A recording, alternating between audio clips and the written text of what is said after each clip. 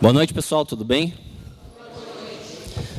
Nós estamos hoje aqui para realizar mais um dos nossos seminários Líderes Empreendedores. O seminário Líderes Empreendedores acontece como uma promoção do Iguaçu Valley, que é o nosso grupo para fomento do empreendedorismo e inovação aqui dentro da SIC.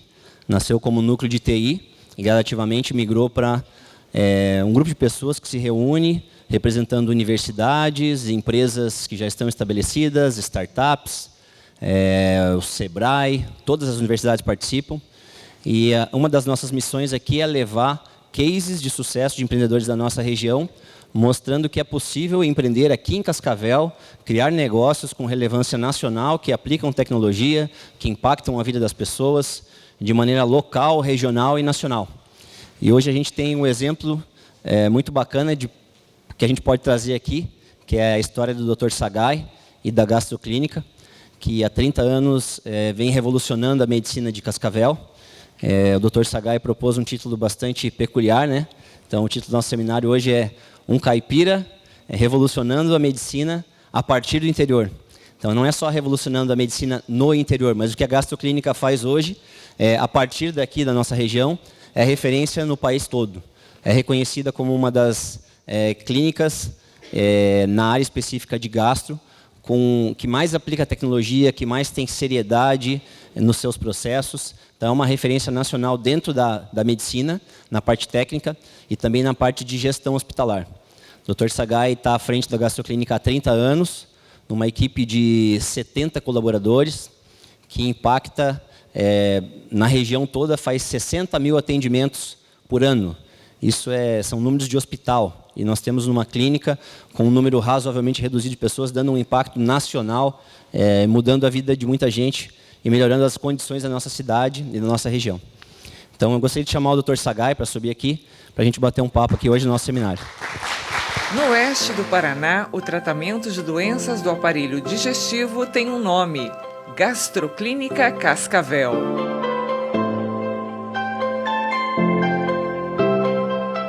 Fundado em 1989, o Centro Médico tem em sua filosofia a atualização dos recursos tecnológicos, a qualificação do corpo clínico e multidisciplinar e a humanização no atendimento.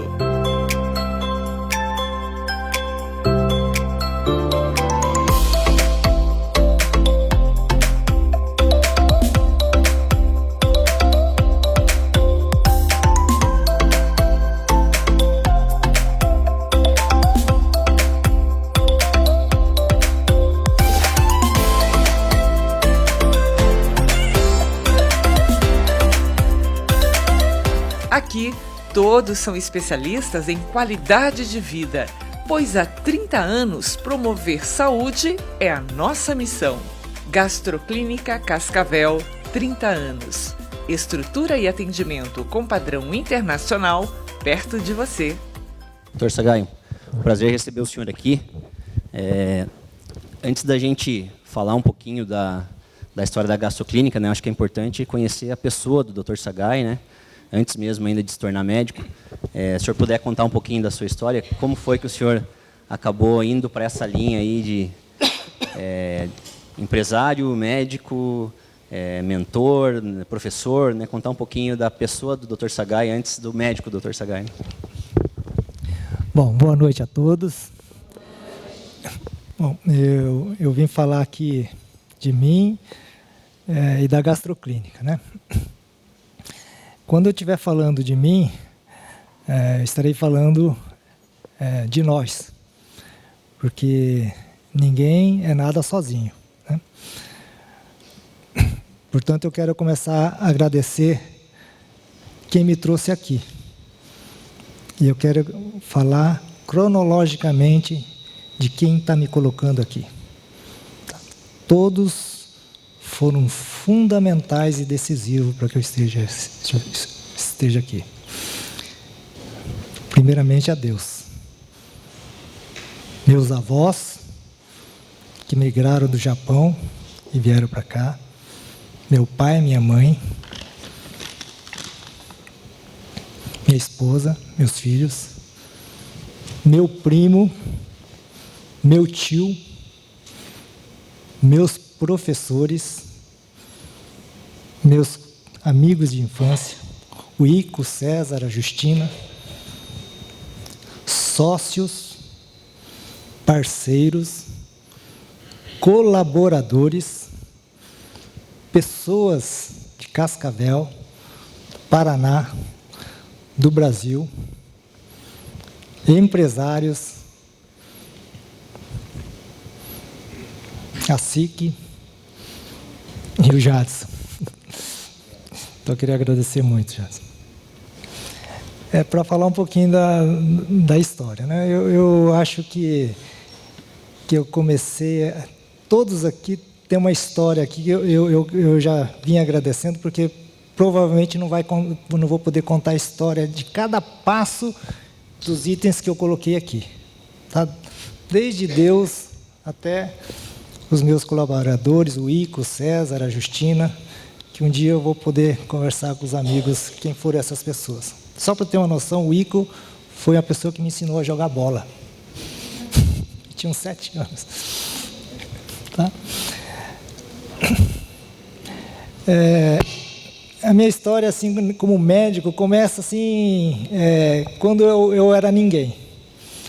Eu tinha 1 ano e meio, me acidentei, tive um acidente muito grave, e fiquei 3 anos no hospital, indas e vindas, 7 cirurgias, com risco de perder o braço, e o meu pai não deixou amputar o meu braço, e, para resumir, eu tive até parada cardíaca e estou com o meu braço e minha vida. E nesse período, meu pai ficou muito doente. Ele tinha que cuidar de 7 irmãos e 7 filhos. E eu era o 6º filho. 5 irmãs e eu era o 2º homem. E eu era o xodó do meu pai, eu era o tampinha dele. E meu pai ficou doente e ele quase morreu. E ele ficou doente do estômago. Ele tinha 75 quilos, foi para 50 quilos, meu avô levou para São Paulo, Hospital das Clínicas. Quem operou meu pai foi o serviço de gastro, Joamel Bruno de Melo. Meu pai voltou bom. Chegando, e meu pai morava na roça. E ele ia para a cidade de vez em quando e me levava, pagava um doce e falava para todo mundo que eu ia ser médico. E ele foi operado no Hospital das Clínicas pelo Joamel Bruno de Melo. E aquilo ficou na minha cabeça. Eu queria ser médico, queria estudar no Hospital das Clínicas e queria conhecer o Joamel Bruno de Melo. 65. E eu fui na fazenda plantar café. 3 meses depois, meu primo ficou doente. Desapareceu de patrocínio. E eu perguntei para ele, como é que eu planto café? Eu nunca tinha plantado. Ele falou assim, olha, você planta 1,20 m de distância, uma cova para outra, 2,1, Catuaí, 4,5 de distância, de uma leira para o outro, e Mundo Novo, 5 metros. Você coloca NPK mais enxofre, 120 gramas, 100 gramas de orim e 1,5 kg de esterco de galinha e calcário, porque a terra era ácida. E a curva de nível? Você pega uma mangueira de uns 20 metros, bota água e vai uma pessoa lá e você vai marcando e depois você vai derrubar o cerrado e fazer o sulco, e você vai plantar 20 centímetros abaixo do nível do chão, porque lá tem seca. E ele ficou na cidade e foi embora doente. Eu fui fazer isso. Fiquei desesperado. Fui lá no vizinho, ver quem plantou café, tal, e comecei a plantar. 3 meses depois ele ficou doente. Foi para Curitiba. 2 meses depois ele voltou com a cara inchada assim. Doente, já era seca. Ele falou, Sagai, ele viu aquele café e falou, você vai ser meu sócio, nós vamos ficar ricos no cerrado. Vamos plantar café e você vai ser meu sócio. Eu falei, não, eu quero fazer medicina. Ele voltou para Paraná, foi para Curitiba, dia 15 de junho, às 9 horas da noite, eu no colégio Dom Lustosa, colégio estadual de patrocínio, recebo a notícia que meu primo estava morto. Leucemia, 23 anos, solteiro. Acabou o chão. Meu tio ficou dono da terra, queria vender. Eu falei, meu tio, não, é o sonho do seu filho, Massaro. Eu posso formar esse café, se você pagar meu estudo. Está feito. Fiquei 2 anos, eu tinha 16 anos, carteira do meu irmão, carteira de motorista. Botava boia fria no caminhão e ia trabalhar o dia inteiro. Passou-se 2 anos, terminei o colegial, fui para São Paulo, queria fazer Hospital das Clínicas. Fui no Objetivo, Colégio Objetivo, 30 mil alunos. Fui conseguir uma bolsa de estudo lá, fiz o teste e ganhei 20%. Todo mundo ganhava 50, 40, eu ganhei 20. Primeiro simulado, minha classificação, 10 mil. No meio do ano, 1000. Lá para setembro, eu tinha que fazer inscrição para a faculdade. Setembro, outubro. Eu não tinha segurança. A classificação era 1000. Eu não sabia se eu entrava em medicina ou não. Eu tinha saudade de patrocínio. Eu queria ser fazendeiro e, ao mesmo tempo, médico. Eu tinha deixado uma obra. Fiz a inscrição na USP. Luiz de Queiroz, Piracicaba, onde meu primo estudou. E fiz outras faculdades, fiz inscrição nas escolas particulares. No final do ano, eu fiz um simulado, eu estava entre os 100. No último simulado, eu fiquei entre os 10. Entrei em todas as faculdades. Quando entrei na Santa Casa Misericórdia, uma das melhores casas do Brasil, eu não tive dúvida. O meu sonho era ser médico. Fui fazer a Santa Casa. Só que a Santa Casa era pago. A USP não era pago. Meu tio tinha me colocado lá em Osasco, na casa da irmã dele. Eu tinha que pegar ônibus para ir no cursinho, 1h15, e a Santa Casa ficava 1h30 de Osasco. Fui morar numa pensão. 6 meses depois eu consegui a bolsa de estudo. Não precisei mais do dinheiro do meu tio. Estudei a faculdade e a USP ficou na minha cabeça. Estudei, formei médico e fui fazer residência de cirurgia. A USP, Santa Casa, Paulista, servidor estadual e servidor municipal. Todas para cirurgia. As melhores residências da capital de São Paulo. Estudei, passei em todas. Fui para a USP. Primeiro estágio de cirurgia, grupo de estômago. Quem que eu encontro? Joamel Bruno de Melo, quem operou meu pai. 2 meses depois ele aposentou.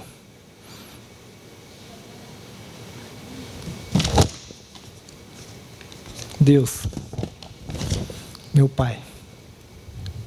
E lá eu tive a oportunidade de fazer cirurgia geral e fui fazer gastro. Queria fazer gastro e o chefe era Walter Henrique Pinotti. A maior concorrência dentro da cirurgia era do estômago da gastro. E só entrava cupincha. E eu não tinha estudado na USP, tinha estudado na Santa Casa. E fiz uma prova para o 3º ano, que era gastro. Na banca estava o Pinotti, Angelita, Sérgio Miss, Marcel e Ivan Tcheconello. Eu falei, professor, eu quero fazer gastro, quero ser igual aos senhores, quero voltar para a minha terra, num grande centro, quero montar um serviço igual aos senhores, e quero vir aqui toda vez que eu tiver dúvidas, dificuldade, não saber, eu quero vir aqui aprender com os senhores. Porque o meu pai ia morrer lá no interior. Se não fosse os senhores, ele teria morrido. E o interior está carente desse serviço. Eles me deram a vaga. Eu entrei na cirurgia da gastro. Fiz a residência. No último ano, eu falei para o professor Pinotti, estou indo para Cascavel, Paraná. Ele falou assim, lá só vai cobra. Eu falei, sim senhor, só vai cobra. Ele falou, mas o veneno fica aqui. No outro ano, eu cheguei em Cascavel, fiz a fizemos a primeira jornada de gastro do Paraná. Quando eu vinha para Cascavel, por que eu vim para Cascavel? Porque um colega aqui da região, aqui, o Dr. Júlio Saruhashi, me convidou para trabalhar aqui. E eu queria um sócio que tivesse o mesmo sonho. E o Dr. Tomás Tanaka estava na minha frente. Ele veio aqui na minha frente porque eu não tinha terminado a residência. E ele veio abrir a fronteira aqui. Depois eu vim e eu conheci um outro colega que era curitibano, que também veio para Cascavel, no outro hospital, abrir fronteira aqui. E era muito difícil. Aí nós unimos, nós três, e formamos uma gastroclínica. Aí que nasce a gastroclínica. Para vir aqui, agora eu vou entrar na estratégia que eu acho que é a parte que nós estamos aqui, o motivo de estar aqui. Doutor, e é interessante que o senhor me contou que quando o senhor, ainda antes de plantar café, o senhor já tinha como meta muito específico, né? Não queria só ser médico, queria ser gastro e queria estudar na USP, né? O senhor chegou a escrever isso no papel? Escrevi no papel e botei na minha carteirinha, que eu carregava uma carteirinha onde tinha um pouquinho, umas trocadinhas, e botei que eu queria ser... fiz tudo, e tudo aconteceu, tá? Eu sonhava até em casar com uma pessoa específica e tal, e criar os filhos, e eu realizei esse sonho. Eu acho que... Nessa cadernetinha, será que tem os números da Mega Sena aí, não? Mas para vir para Cascavel, eu montei uma estratégia já para vir aqui com o Dr. Tomás. Eu fiz, quando eu estava no R3, R4, eu fiz o curso de administração hospitalar. Não era obrigatório, o senhor já pensava? Não, eu fiz à noite no Hospital São Paulo, isso. E eu fui na clínica do Henrique Walter Pinotti, peguei todos os formulários que ele tinha, tal, as fichas, tudo, copiei, fui no Fleury, fui no Oswaldo Cruz, no Einstein, no Sírio, conversei com todo mundo e vim aqui. Quando eu vim aqui para Cascavel, eu ganhei um carro do meu pai. Primeiro carro, eu andava só carro emprestado e de ônibus, metrô.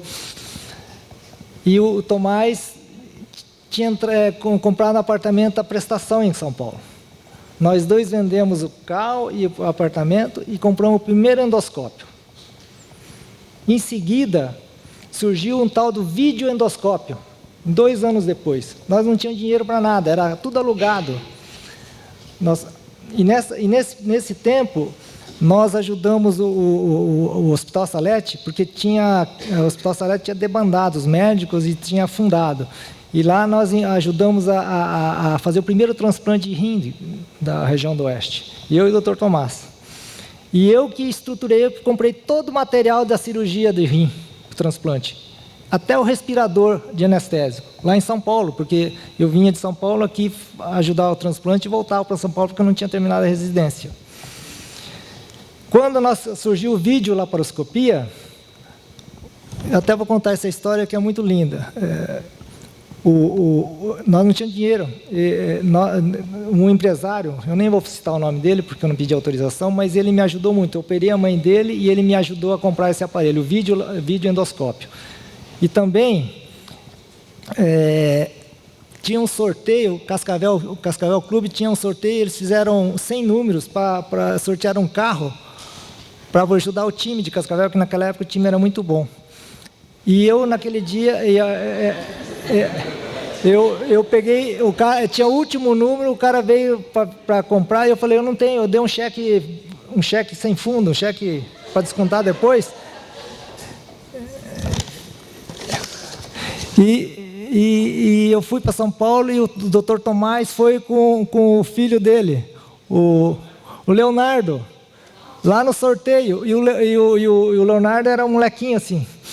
O cara chamou o Leonardo para tirar a pedra, e o Leonardo tirou a pedra e nós ganhamos um carro. O Leonardo está aí. Esse dinheiro foi direto para a videolaparoscopia. que foi o segundo aparelho do Paraná, o terceiro do Brasil, de laparoscopia. O de endoscopia foi o empresário que ajudou, e o de laparoscopia foi o Leonardo que ajudou, com a sorte dele. Tá querendo cobrar hoje ali, né? E assim começamos. Depois nós criamos a gastroclínica e fomos a gastro foi crescendo e foi criando várias especialidades. O Hospital das Clínicas já é dividido em vários setores: estômago, fígado, pâncreas, intestino, esôfago.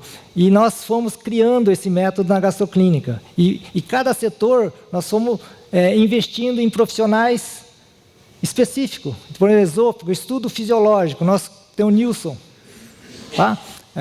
Proctologia, pelve, assoalho pélvico, a Doriane e o Gustavo. Endoscopia, o Mauro, o Carlos de Carvalho, o Ivan. A cirurgia, a laparoscopia, o Minoro que está aqui. Essa especialização, essa segmentação não era comum até então? Não era comum, o médico fazia tudo. E nós fomos criando, e o nosso foco sempre foi comprar o melhor aparelho que existe no mercado. Stores, Olympus. Nós nunca queríamos comprar o segundo, é o primeiro. Fazia dívida, vendia tudo. Só para ter uma noção, o 30% do que eu produzia ficava comigo, que 70% era investido na gastro. Eu e os meus sócios. E fomos investindo na clínica.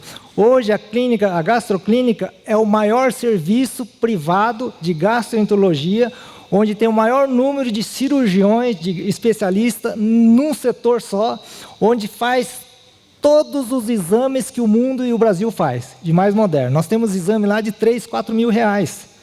Nós temos enteroscopia, cápsula, ecografia endoscópica, ecografia transanal, elastografia, são exames, manometria esofágica. Temos o nosso assoalho pélvico, que é a área de mulheres, assim principalmente, não tinha no serviço. Nós fomos buscar uma profissional em Fortaleza, onde ela era especialista em fisiologia e na ecografia. É a doutora Doriane. Doutora Doriane. Na ecoendoscopia, que faz endoscopia por dentro, via alta, o doutor Carlos foi para a França. O Ivan, nosso colega aqui, filho do Urso, o menino, quando ele estava no primeiro, segundo ano de cirurgia geral, ele veio falar comigo. Ele falou: você vai fazer gastro e você vai fazer uma área que nós estamos precisando. E nós moldamos, ele fez 6 anos de residência. E ele fez endoscopia, hoje é o carro-chefe. Ele é reconhecido no mundo inteiro, ele é o novo líder jovem do mundo. Ele é treinado pelo mundo, 2 vezes por ano, com bolsa. Tem o Minoro, eu fui buscar ele no maior serviço de laparoscopia de São Paulo, serviço do Renato Lupinati, na Beneficência Portuguesa. O Gustavo, também proctologista na pelve. É um grupo de quantos médicos hoje na gastroclínica? Nós somos em 12. Nós temos a radiologia, a doutora Andréia. Temos hoje a doutora Lilian, que fez fígado, fez na Inglaterra. O nosso serviço, eu vou contar uma história. Quando você vai numa cidade e você quer ser médico da cidade, você tem que ser bom médico e ter um bom consultório. Se você quer ser referência top na região, você tem que fazer coisas tops, diferente. Se você quer ser do Brasil, você tem que fazer melhores equipamentos e fazer coisas difíceis, coisas que só os grandes centros fazem. Agora, se você quiser ser reconhecido no mundo, isso não basta. Você tem que ter o respaldo científico ao seu lado. Artigos, né? Apresentação em congressos. Artigos, tá? Você tem que ter técnicas, você tem que ter publicações, você tem que ter capítulos, você tem que ter cursos. Hoje nós fazemos curso para o Brasil inteiro. Hoje tem o curso de endometriose, que é a referência nacional. Esse termo endometriose intestinal foi nós que criamos. Hoje, nós introduzimos esse curso no Congresso Brasileiro de Coloproctologia, que tem 2.000 participantes. Nós temos curso de assoalho pélvico, de endoscopia, curso de bariátrica. Cascavel. Somos convidados a dar aulas, palestras e cursos no Brasil inteiro. Todos nós viajamos. O Tomás agora voltou, o Gustavo, o Minoro voltou da Espanha, curso de bariátrica. Nós incentivamos os nossos profissionais a fazer cursos, frequentar, publicar, escrever. Doutor, e o senhor, evidentemente, não se preocupou só com a sua especialização, mas foi buscar profissionais qualificados para a sua clínica, mas o senhor também atua em outras instituições, né, como universidades, outros hospitais da nossa região também, né? Olha, quando você quer criar uma empresa, ele tem que ser global, ele tem que pensar em tudo. Quando eu vim para Cascavel, eu já vim com o propósito de fazer um atendimento para fazer diagnóstico, fazer cirurgias a mais capacitada que existe, as maiores cirurgias, e no pós-operatório você tem função não é você curar a pessoa, você tem que curar a pessoa, devolver para a sociedade ela íntegra. Ela tem que fazer o que ela sempre fez, e ela tem que fazer mais que aquilo. Chama restitutio ad íntegro. Essa é a primeira e a principal função do médico, restituir a integridade às pessoas. Então eu vim com o propósito de criar aquelas pessoas que operam, tem uma doença muito grave, tem que bolsinha, usa bolsa, colostomia, ileostomia, urostomia. Essas pessoas a gente opera, salva a vida e joga e deixa, aí vai para o INPS, fica lá, a família tem que cuidar e vai entrar em depressão e só Deus sabe o que vai acontecer com essas pessoas. Nós criamos a Associação dos Ostomizados do Paraná. Do Paraná, depois do Oeste, porque nós criamos em vários setores. Qual que é a função disso? Restituir a integridade dessas pessoas. Nós estamos hoje com um representante aqui, ó. Elas são diretores. Nós temos 400 ostomizados na região do Oeste do Paraná, distribuímos bolsa, damos assistência médica, psicológica, nutricional, jurídica e contábil e outras. Fazemos reuniões, damos assistência, fazemos visita domiciliar, fazemos apoio total. Fazer um apoio pós-cirúrgico, né, nessa reintegração, né? Isso é a verdadeira função do médico, reintegrar a pessoa. A medicina é o sustentáculo da riqueza de um país. Não existe país rico, medicina pobre. Não existe país pobre, medicina rica. Se o país é mais ou menos, a medicina é mais ou menos. Se o país é pobre, a medicina é pobre. Porque a medicina é a base da saúde física e mental. O social, os outros, governos, políticos, outras coisas. Mas o físico e o mental, quem é responsável por isso, somos nós. Após a saúde física e mental é que ela agrega educação, trabalho, produção, sobrevida, produtividade. Então isso é a verdadeira função do médico. E isso o médico tem que ter essa consciência. Senão ele vai trabalhar por dinheiro, por não sei o quê, por não sei o quê. E você tem que trabalhar para as pessoas, para o povo, para a sociedade. O senhor teve essa preocupação, não pensar só na sua clínica, mas criar um ecossistema que operar em Cascavel não era tão simples, você teve que criar todo um ecossistema, né? Estruturamos o senhor Salete. Também na Unioeste, não foi? Eu participei, lógico que a criação da Unioeste eu estava lá, a criação da UOPECAM eu estava lá, a criação do CEONC eu estava lá, a criação do Gênesis nós estamos lá, a criação da FAG nós estamos lá, a criação do São Lucas estamos lá. E alguns decisivos não existiria sem a nossa participação. O Gênesis, o Hospital São Lucas, hoje o Hospital São Lucas é uma referência, mas nós, da Gastroclínica, nós éramos para ser donos do Salete, nós não quisemos ser dono do Salete, nós abrimos mão.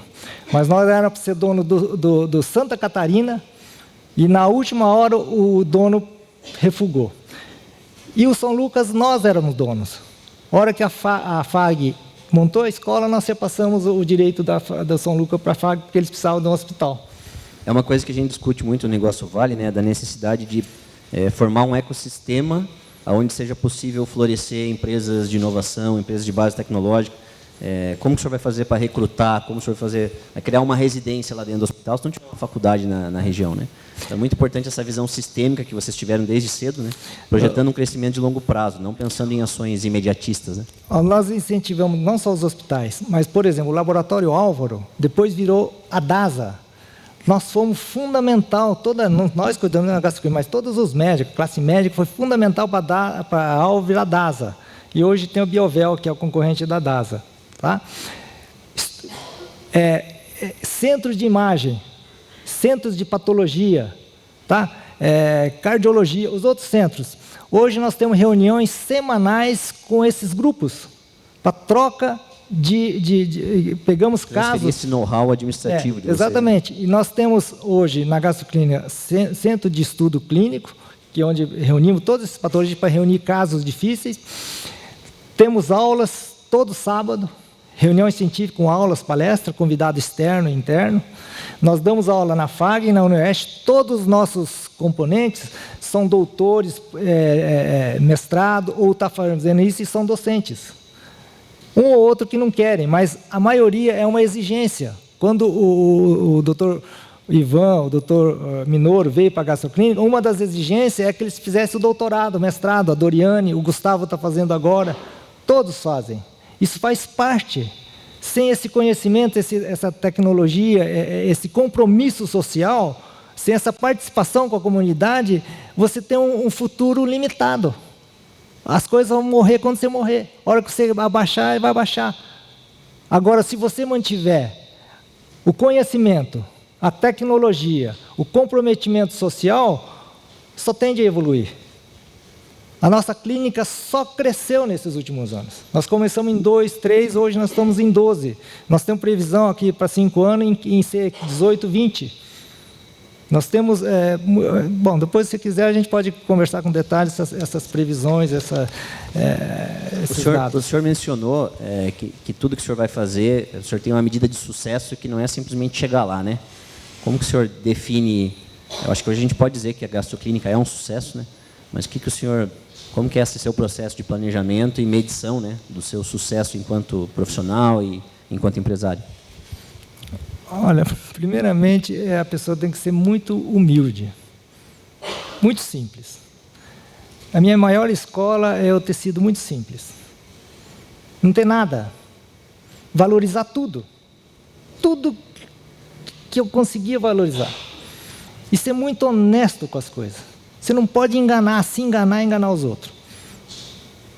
E você tem que respeitar e comprometer. E você tem que ter a busca pelo melhor. Em japonês tem alguns provérbios que meu avô, meu pai, minha mãe me falavam.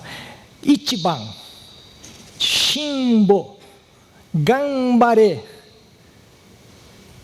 Gambare, lute. Shimbo, suporte, aceite, faça, não reclame, não seja negativo. Ichiban, sempre o melhor. Só busque o melhor. Não mais ou menos. Tudo que você vai fazer tem que ser o melhor. E outra coisa, não pode ter preguiça. Preguiça E tudo que aconteceu na gastroclínica comigo, para mim, olha, é tudo natural. Eu nunca trabalhei demais, nunca passei fome, nunca reclamei que eu estava fazendo alguma coisa exagerada. Foi tudo natural. Para mim, a busca que eu fiz, ir para São Paulo, fazer aquilo, eu tinha certeza absoluta que eu ia passar, que eu ia conseguir. Gastroclínica, eu tinha certeza. As pessoas que eu convivo, são pessoas que eu convivo para sempre. Mesmo quando o senhor chegou... As pessoas, eu vejo nas pessoas só qualidade. Os defeitos, os problemas são para corrigir, para melhorar. Agora, o potencial de cada pessoa é ilimitado. Cada um tem um potencial dele próprio. E aquele potencial, com certeza, vai botar a pedrinha e vai constituir o edifício, a máquina, e vai funcionar. Entendeu? Eu não fui buscar pessoas prontas. São pessoas que uns vieram um pouquinho mais, outros menos, mas com incentivo, com estrutura, com planejamento e principalmente com a vontade, essas pessoas conseguem fazer. E olha, cada setor que nós temos na gastroclínica é um setor assim fantástico, sabe? Ultimamente a gente com essa consciência social, a gente quer levar orientação, ensinamento, saúde para o povo, para viver bem e tal. E como é que nós pensamos? Nós pensamos assim, a maneira mais fácil é a mídia. Nós temos lá na gastroclínica um setor de mídia, que é para levar informação, não é para levar informação da gastroclínica, de tudo, de saúde, Alzheimer, desnutrição, suicídio, qualquer assunto. A gente tem um programa, hoje no sábado, na SBT, lá na Rede Massa. Começamos há 10 anos. Tem a Soraya aí para contar essa história. A parte administrativa, né? Nós tínhamos o Humberto, era um estudante, era um menino que eu conheci com 10 anos, morava no meu prédio, eu peguei ele para administrar. Criamos um administrador, depois ele saiu, hoje tem o Francisco. Nós temos um setor na gastroclínica que ninguém tem. Nós somos uma entidade, nós temos 2 secretárias só para dar assistência ao ensino, pesquisa e desenvolvimento tecnológico. Nós temos um setor de criação de tecnologia, de ensino e pesquisa. Agora, essa semana, terça-feira, nós vamos para Fortaleza, tem um congresso, nós vamos levar vários trabalhos, não sei se... Eu até perguntei para a Doriana quanto que eu nem sabia, mas deve ser uns 6, 8 trabalhos. Nós vamos dar mais de 10 aulas lá, entre nós, eu, a Doriana, o Gustavo. Nós vamos fazer o curso pré-congresso. É inédito, é um assunto que veio do zero, do nada. Depois eu posso contar a história da endometriose. Era um assunto que há 20 anos não existia esse assunto. Hoje, faz parte do curso pré-congresso da sociedade mais antiga do Brasil e mais importante do Brasil, que é a Sociedade Brasileira de Coloproctologia, onde tem 2 mil sócios. Nós criamos do nada. Essa doença, só para você ter uma noção, compromete 6 milhões de mulheres jovens. Desses 6 milhões, 600 mil moças. Eu digo moças porque ela só dá em idade fértil, idade que as mulheres menstruam. Não dá nem na pré-puberdade, nem depois da menopausa. Só dá essa doença. 600 mil mulheres têm endometriose no intestino. Era uma doença totalmente obscura, enigmática, invisível. Nós tornamos visível. E nós conseguimos colocar dentro do programa. Nós fazemos treinamento para todos os proctologistas da América Latina, porque esse congresso é para a América Latina. Veio até gente de Portugal. Entendeu? Então, coisas que... E acontece por acontecer, porque você faz com vontade, com amor, com dedicação, com estratégia, com parceria. Nossa, eu acredito tanto, eu tenho uma safra nova de meninos que trabalham comigo, que é um orgulho. Onde eu chego, porque eles cada vez mais estão incutindo essa mentalidade, estão assumindo esse perfil. Então, esse é o futuro da gastroclínica. Eu não tenho dúvida que a gastroclínica é perene. Daqui a pouco vai vir o meu filho, filho do Mauro, filho do Ricardo, filho do Carlos, depois vai vir o filho do Minoro. Por quê? Porque nós temos base, nós temos sustentáculo, nós temos filosofia, nós temos uma mente forte, nós temos a estrutura das melhores que existem. Sabe? Então, tanto para a parte técnica quanto para a parte de gestão, né? Vocês têm muitas coisas legais na gestão também. A parte humanística, sabe? A parte de carinho, de atendimento, a parte das pessoas que chegam lá, sabe? Aquele respeito, aquele reconhecimento que essa pessoa está chegando sofrida, com medo, com pavor de morrer, de fazer exame, de ter uma doença. Isso se deve às minhas colaboradoras. E a mentora disso tudo é a Ana Cleia. A Ana Cleia é a minha enfermeira mais antiga, ela está há 30 anos comigo. E ela que treina todos os funcionários para dar esse atendimento digno, sabe, humano. Isso aí porque a medicina não é só tecnologia.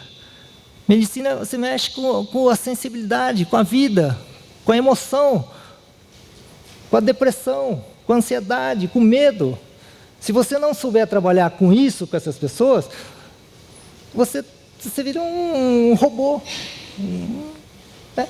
Nós temos psicólogo, nutricionista, fisioterapeuta, lá na clínica. Fundamental. Hoje, tudo isso faz parte de um time para ter uma ação global, uma ação completa, uma ação... E isso a gente está levando para o Brasil e para o mundo. Cada colega do Brasil, nós temos o privilégio de trazer as pessoas mais referendadas do Brasil e fora do Brasil. Nós temos link com a USP, direto, um curso via net, direto, chama Net Gastro. E nós temos um com o Japão. O Mauro, o Ivan, onde, inclusive, meu filho vai mês que vem para lá, fazer um estágio lá. Legal, legal. Então, o senhor consegue achar dentro da história uma ou algumas das inovações que foram mais relevantes no desenvolvimento da clínica? Ou foi uma coisa assim sistêmica que sempre acontece? Ou o senhor consegue identificar aquele um equipamento, aquela uma ação, aquele um programa que deu mais impacto em termos de inovação para a clínica? Olha, a gente tem assim uma neura assim por que aparece, a gente não por exemplo, a videoendoscopia, que é o diagnóstico, e logo em seguida a videolaparoscopia, que é a cirurgia sem corte, chama minimamente invasiva, tá? Minimamente agressiva. Essas duas tecnologias deu um boom. Hoje, eu particularmente, nossa clínica, mas eu particularmente sou reconhecido por ser o cirurgião minimamente invasivo, laparoscópico. Faço toda a cirurgia do aparelho digestivo por vídeo, esôfago, fígado, estômago, pâncreas, intestino. Eu e meu time, todos eles fazem. É a clínica assim, mais completa em termos de diagnóstico e laparoscópico e cirurgia do Brasil, assim, que faz as coisas mais complexas, assim, que tem uma rotina, um padrão, é sempre o mesmo, a qualidade é sempre aquilo. Você não pode ser assim, você faz de um jeito ou outro. Não, o resultado tem que ser o mesmo. Tem que ser o menor complicação possível e o melhor resultado possível. Isso a gente checa. A gente produz isso. É por isso que nós somos reconhecidos. Então, hoje, professores de São Paulo, de Fortaleza, Rio, vêm à nossa clínica, bom, eles têm vontade de vir, eles querem vir. Aquele sonho que o senhor colocou no papel, de ser referência em medicina para o Brasil a partir do interior, isso realmente já está nessa fase, né? Olha, a gente eu estou falando isso porque eu estou vendo jovens aqui, eu quero que vocês pensem grande, sabe? Pense positivamente, não bote barreira nenhuma na cabeça, sabe? Faça que vai dar certo, e faça assim honestamente. Não faça nada querendo levar vantagem, querendo ser assim, tal. Não pule etapas, mas confie e faça estrategicamente, tintim por tintim, e não tenha assim compromisso com o tempo. E às vezes acontece muito rápido, às vezes leva tempo, mas o resultado virá. O que você colhe é o que você planta. O que você é o que você fez e o que você faz. Não tem. É isso. Não tem. Você é o que você é. Se você é banana, você é banana. Se você é mandioca, você é mandioca. Se você é laranja, você é laranja. Entendeu? Não tem como. Não adianta você querer fingir que você é abacate. Não tem. Se é laranja, não é abacate. Entendeu? Então tem que ser honesto. E tem que ser assim. E pensar em tudo, sabe? Pensar global, não seja assim bitolado. E nem sempre foi fácil também, né, doutor Sugai? Como é que foi? A gente falou aqui de muita coisa boa, né? Mas quais foram os episódios difíceis, assim, no começo? Olha, é outra história, sabe? Dificuldade, nós tivemos tudo quanto é dificuldade. Olha, só para você ter uma noção, quando eu cheguei com o Tomás, a gente dividia uma Brasília amarela, que Porque eu vendi o carro, o Tomás vendeu tal, e essa Brasília amarela era da minha esposa. Era a herança que ela trouxe quando casou comigo. E a gastroclínica ficou com essa Brasília amarela 10 anos. Era a nossa ambulância, faz tudo na clínica. Ia para os hospitais, ia tudo, sabe? Nós éramos proibidos de entrar em outro hospital. Eu e o Tomás era do Salete, o Mauro era do São Lucas e outros era o Carlos de Carvalho lá era da Policlínica. Nós não tivemos bullying, nós formamos uma sociedade e tal e nós unimos com o Mauro. Ficamos com 2 hospitais, Salete e São Lucas. Aí o Sidney Guerra faleceu, o Carlos de Carvalho, nós unimos com o Carlos de Carvalho. Abriu a Policlínica. O Seonc, o Opecan, a Seonc nós era para ser sócio. O Opecan nós ajudamos a fundar. O HU, a gente sempre foi professores. Eu, Tomás, o Mauro, o Ricardo. É uma geração de professores lá. Que nós criamos e estamos lá. Só que a gente trabalha quieto, a gente não trabalha isso como vanglória, trabalhamos isso como uma rotina, um dia a dia. É o nosso dever.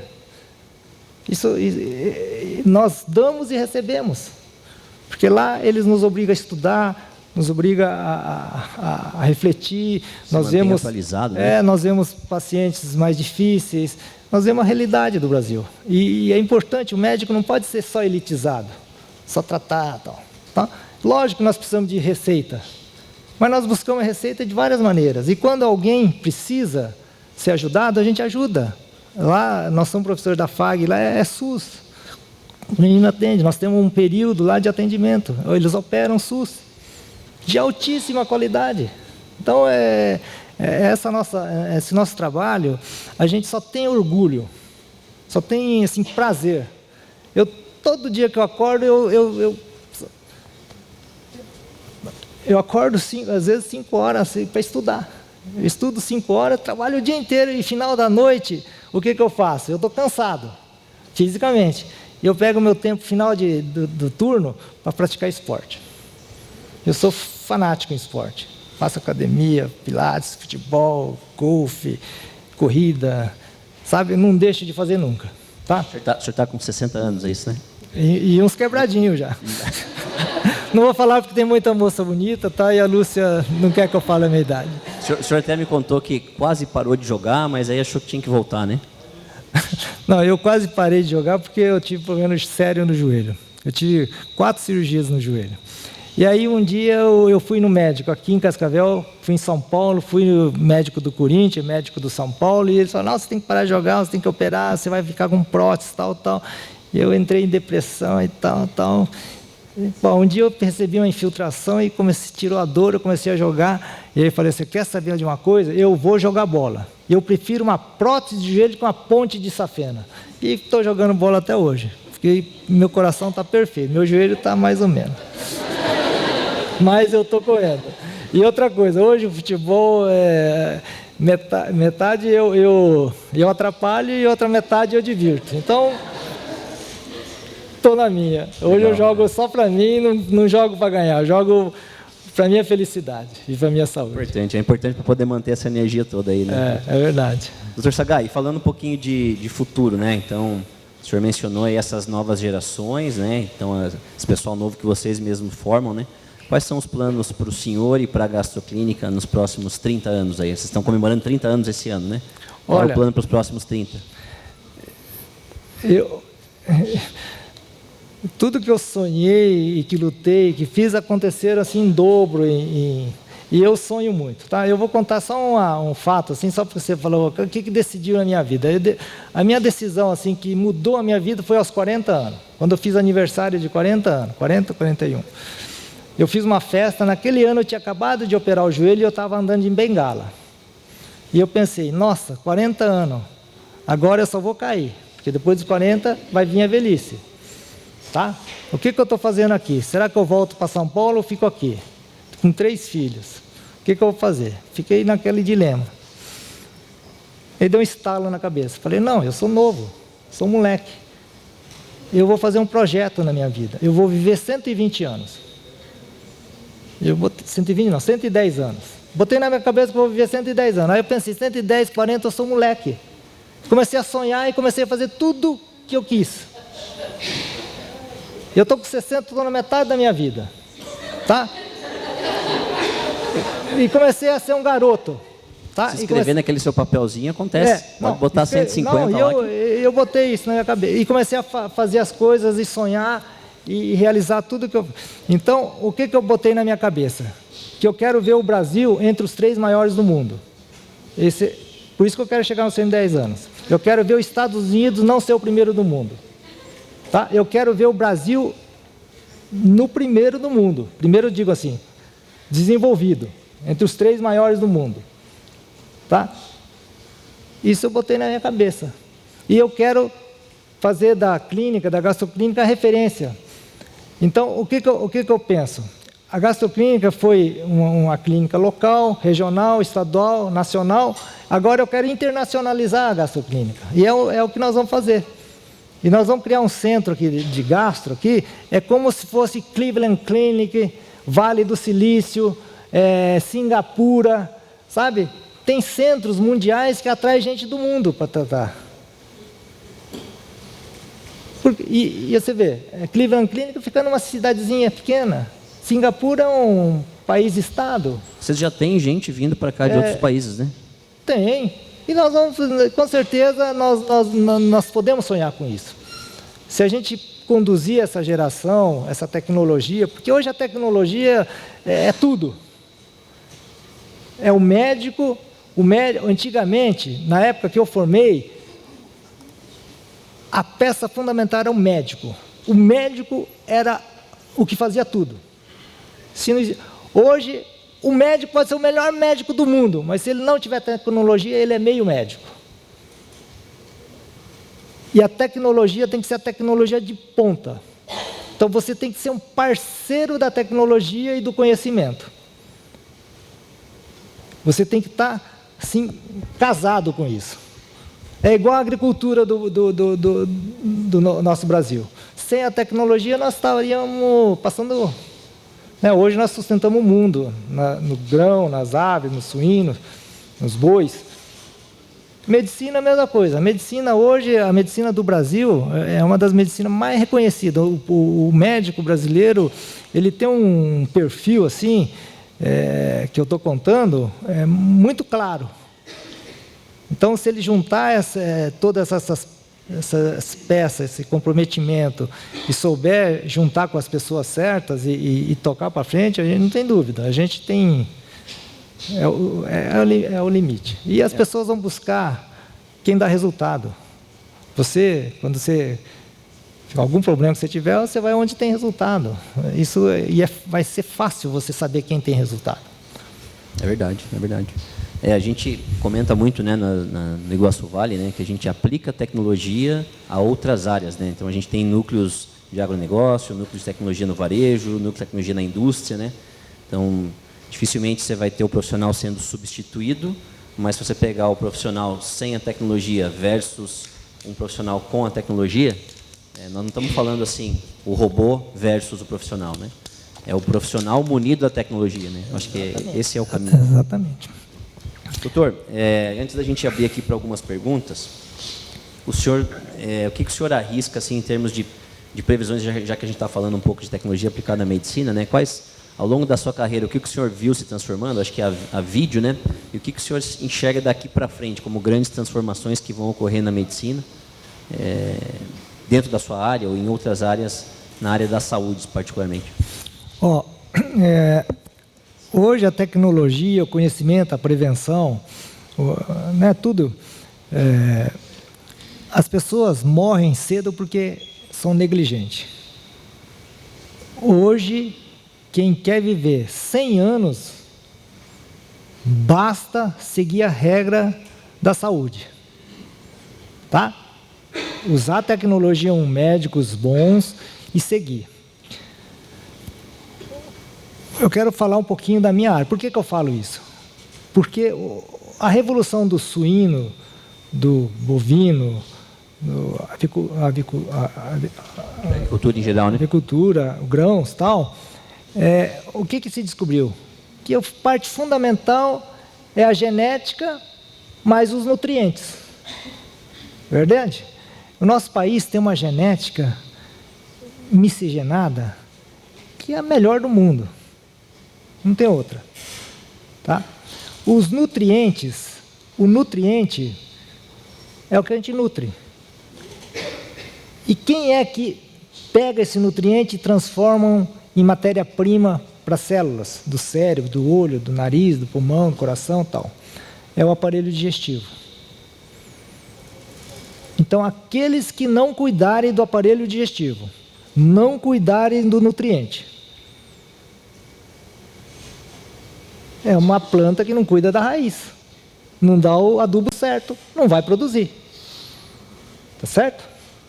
O que as células é essencial para as células, fora o nutriente? São duas coisas: água e oxigênio.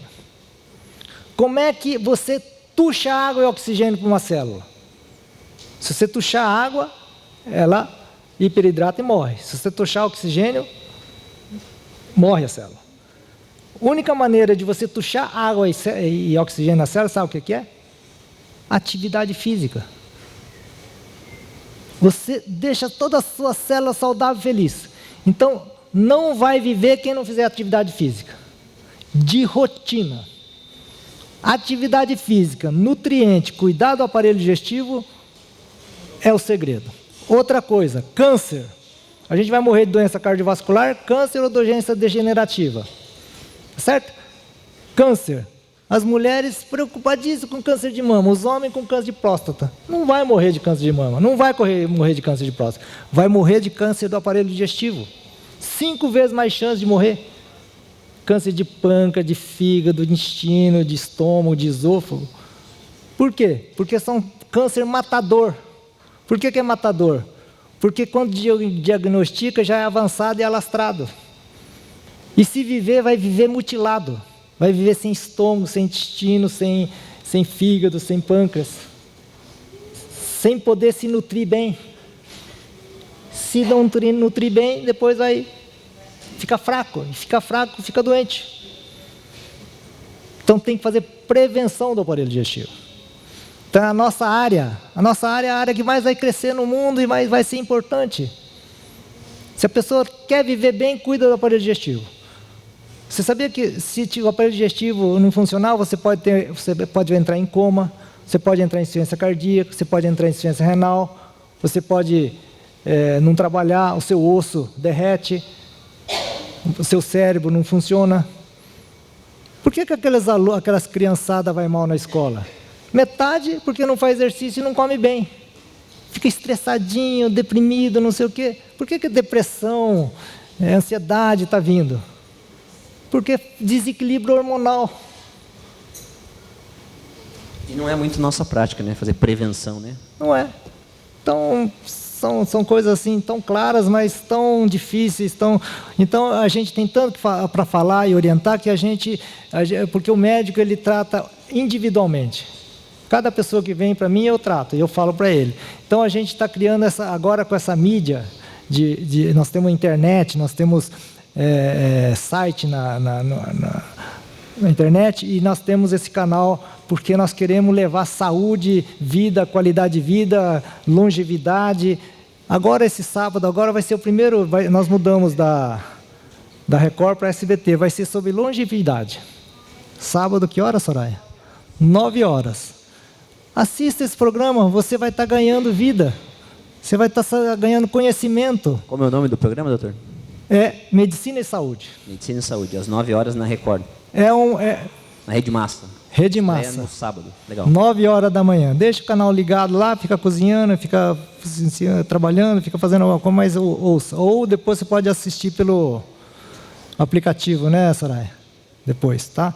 Então são coisas, e isso é uma preocupação, nós não ganhamos nada com isso. Nós estamos há 10 anos gastando com isso. Porque esse programa nós temos há 10 anos. Vocês têm um estúdio lá dentro da Estúdio lá dentro, nós temos uma equipe lá, nós cuidamos, nós temos equipamentos, tudo. Não é por vaidade nem nada, É tudo para levar informação, tudo é um compromisso social. O médico que não tiver compromisso social, ele não vai ajudar a sociedade vai ficar doente e o nosso país vai ficar médio.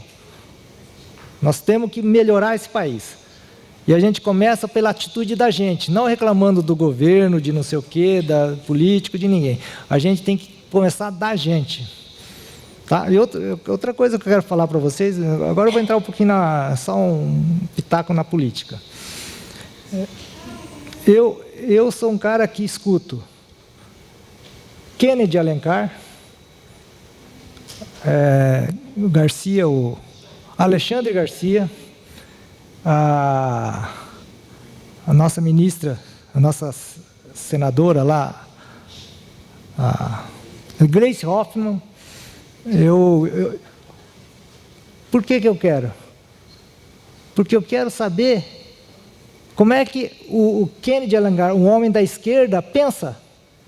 Como é que ele fala para convencer as pessoas? Como é que o Alexandre Garcia, que é da direita, ele fala a ideia dele? É o que tem que saber, como é que é direita e esquerda. Gleisi Hoffmann, como é que ela corrompe o povo, engana o povo, mentirosa, ladra, como é que ela faz? Eu tenho que saber, senão eu não vou saber defender. Os meus filhos, os meus amigos falando, você vai mandar o seu filho para São Paulo aos 14 anos para estudar, lá está cheio de trombadinha, vão matar, vão roubar. Falei, olha, se ele não aprender aos 14 anos, quando eu mandar ele com 30 anos, aí que vão roubar e matar ele. Com 14 anos, ninguém vai roubar, vai roubar o reloginho dele, ele vai aprender. Ele vai aprender a se defender. E lá ele vai aprender tudo que é de bom e ruim. Se ele ficar na minha barra da saia? Barra da saia da minha esposa, vai aprender só coisa nossa. Agora ele tem que aprender o mundo. Entendeu? Então, eu tenho que aprender como essa Gleisi, esse Lula pensa. Gilmar Mendes, sabe? Eu tenho que ouvir, eu tenho que escutar, eu tenho que ver. Como tanta gente segue. Lógico, aí eu tiro as minhas conclusões. Agora eu não posso ficar ouvindo só o que eu gosto. Eu tenho que ouvir tudo. Na vida eu fiz tudo. Eu nunca vou dizer, isso é ruim. Eu nunca falei isso é ruim. Eu sempre aprendo. Eu já, olha, quantas vezes eu fiz assim besteira, pisei na bola, perdi dinheiro, perdi muita coisa. Mas nunca reclamei, porque foi uma lição. Eu aprendi na escola. Eu perdi porque eu errei. Agora, se eu errar de novo, eu sou burro, então eu não vou errar mais. Agora, eu nunca vou saber se eu errei se eu nunca fizer. Entendeu? Eu levo bronca, mas é o aprendizado. E a vida vai passar. Eu vou viver 110 anos, mas vai passar. E eu quero passar por todos os sentimentos, tudo na vida. Quero viajar, quero saber o que é erro, o que é acerto, como é que o outro pensa, o que eu penso, o que eu faço, o que eu não faço. Assim é viver. A vida tem que ser intensa, tem que ser participativa, tem que olhar para tudo. A maior escola que eu tenho, eu vou falar um pouquinho do Ico e do César. O Ico e o César, meu vizinho era empregado, ele trabalhava na roça. Era uma pessoa extremamente humilde, simples. Mas eles tinham simplicidade, e o César era um atacante, e o Ico era o meio de campo. Eles tinham 5 anos mais velho que eu. Eles que me ensinavam a jogar. Aí eles me levaram para um time, eu tinha uns 10, 12 anos, eles me levaram para o time de jogar, da Água do Cateto, chama, da zona rural. E o César e o Ico me protegiam, me escalava no time e me protegia, e me ensinava. Então eu jogava tranquilo. Eles eram assim, negão, assim, aqueles... Bom, os outros tinham medo, mas eu não tinha medo, eu tinha... Pô, meu amigo era o meu protetor. Então, sabe? Eu não tenho medo de ninguém. Por quê? Porque essas pessoas, elas são boas. Elas têm algo a ensinar, têm algo para... Então, por isso que eu falei do Ico. A Justina é a menina, ela é mais ou menos da minha idade, ela é atleta até hoje. Ela corre... né, maratona, ela mora no estado de São Paulo e me manda mensagem até hoje, sabe? Então, são coisas que ficam, né? Legal. O senhor, na conversa, a gente percebe que o senhor é um homem muito de valores, assim, né? Vários princípios que o senhor aplicou na sua vida, desde lá da roça do café até hoje na gestão da clínica, isso se aplica, né? O senhor quer deixar para o pessoal alguma dessas lições, assim? O senhor chegou a montar uma cartilinha, ponto 1, ponto 2, quando a gente estava conversando, o senhor mencionou algumas coisas, né, que são valores que o senhor carrega. Algumas coisas eu falei aqui, mas eu queria deixar uma homenagem a quem nos criou, que é os nossos pais, tá? Meu pai, ele foi até o 2º ano primário, o pai dele era um catedrático e tal, e o meu pai era uma pessoa muito humana, muito boa e muito sonhador. Ele era ridicularizado pelos amigos. Ele achava que ele era bobo, porque ele falava coisa que não cabia no contexto de um cara da roça. Ele falava que eu ia ser médico, eu era inteligente. Eu não era inteligente, não era médico, eu era médio, sabe? E a minha mãe era, assim, pé de boi. Não tinha desculpa, trabalhava dia e noite. Ela foi o sustentáculo da família. Então, sabe, eu sem querer, eu fui vendo aquilo e adquirindo aquilo. O meu irmão já tinha raiva do meu pai, já tinha tal, sabe? E já foi se afastando. E eu, então, eu quero dizer assim que todo mundo tem alguma coisa para te dar. E hoje, aquele coração bom que meu pai tinha, que era amigo de todo mundo, eu como médico, eu tenho que ter coração bom e tenho que ser amigo de todo mundo. Eu tenho que reconhecer a outra parte. Quando uma pessoa chega, eu tenho que ver não só a doença, eu tenho que ver a tristeza do paciente, a necessidade, se ele tem dinheiro, se ele não tem, o que ele está precisando. Então, eu ajudo quem não pode, e quem pode me ajudar, eu peço ajuda. Então, quem pode pagar, eu cobro. Porque se eu não tiver, eu não posso ajudar quem não pode. E eu faço isso numa boa e todo mundo entende, eu não preciso falar para eles. Eu falo, olha, por quê? Porque eu preciso ajudar. Agora tem gente que pode me ajudar indiretamente, eu vou ajudar na saúde, ele pode me ajudar. E eu tenho encontrado pessoas fantásticas que me ajudaram muito aqui, empresários assim que me ajudaram a adquirir aparelho e abrir as portas. Isso é convívio social, isso é parceria, isso é algo assim fundamental para alguém que quer viver intensamente numa sociedade. Então, o recado que eu dou para vocês, seja aberto. Não faça bullying, não faça nada, sabe? Trate todas as pessoas com os olhos assim positivos. Tá? Às vezes uma pessoa que você tem 1000 questionamentos, ele tem alguma coisa boa. E veja as coisas boas. As coisas ruins, difíceis, se você puder corrigir. Se você não puder, você tem que... Porque você não é bom, você não é perfeito, você também é falho. Tá? Humildade, honestidade, dedicação, sabe? Essas coisas são fundamentais. E sonho. Olha, meu pai era um sonhador e eu sou um sonhador. Tá? E tudo que eu sonho e imagino, vai e acontece. Porque é sonhar e buscar, né? Não é só sonhar, sonhar e buscar. Eu acho que esse é um recado assim, que a gente quer deixar para todos.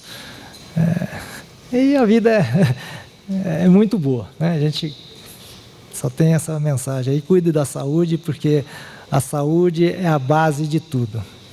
Se você tiver saúde e não tiver dinheiro, você pode ser feliz.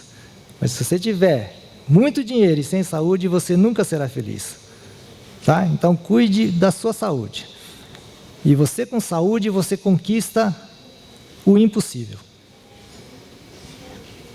Tá? Muito legal. Então, cuide da saúde. Podemos abrir para algumas perguntas? Lógico, lógico. Pessoal, fique à vontade aí, tanto sobre a história do doutor, sobre a história da gastroclínica, fique à vontade. Só espera chegar o microfone.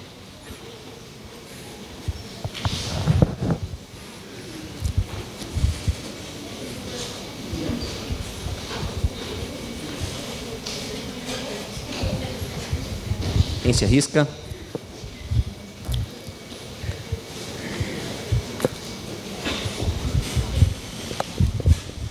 Boa noite, doutor. Boa vejo noite. que o senhor é um jovem de mente próspera, um criador de realidades. Diga-me, mais no futuro, o senhor pretende criar uma realidade em que o senhor é prefeito ou governador desse estado? Olha, eu tenho um sangue político na minha vida. Meu pai era da roça, mas ele foi vereador, tanto querido que ele era. Ele foi vereador e foi o líder lá da tal, né? Então eu tenho esse sangue. Eu já pensei em ser prefeito, em ser alguém, mas eu acho que o meu dom não é para ser político. Eu quero interferir na política, tá?